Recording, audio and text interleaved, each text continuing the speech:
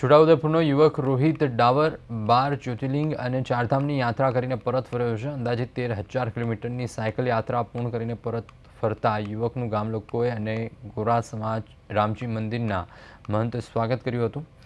ગત 6 એપ્રિલે તેણે સાયકલ યાત્રા શરૂ કરી હતી અને કેદારનાથ, બદ્રીનાથ, અયોધ્યા, કાશી વિશ્વનાથ, નેપાળમાં પશુપતિનાથ થઈને ઓરિસ્સા પહોંચ્યો, જ્યાં જગન્નાથપુરીના દર્શન કરીને મલ્લિકાર્જુન, તિરુપતિ બાલાજી, રામેશ્વરમ, ભીમાશંકર, ત્રંબકેશ્વર અને ઉજ્જૈનમાં મહાકાલેશ્વરના દર્શન કરીને પરત ફર્યો। જુદા જુદા 16 રાજ્યોમાં તેણે 171 દિવસની સાયકલ યાત્રા કરી છે।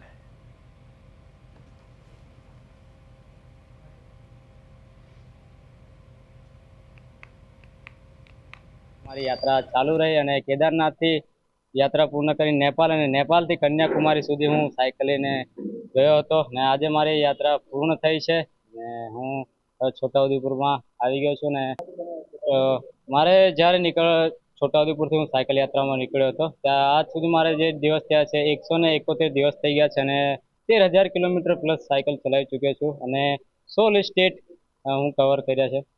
12 રાજ્યમાં ફર્યા એટલે 12 રાજ્યને માણસો જોડે મળ્યા, જેમનાથી માણસને ખબર પડે કે 12 રાજ્યમાં કેવું ચાલી રહ્યા છે, શું છે।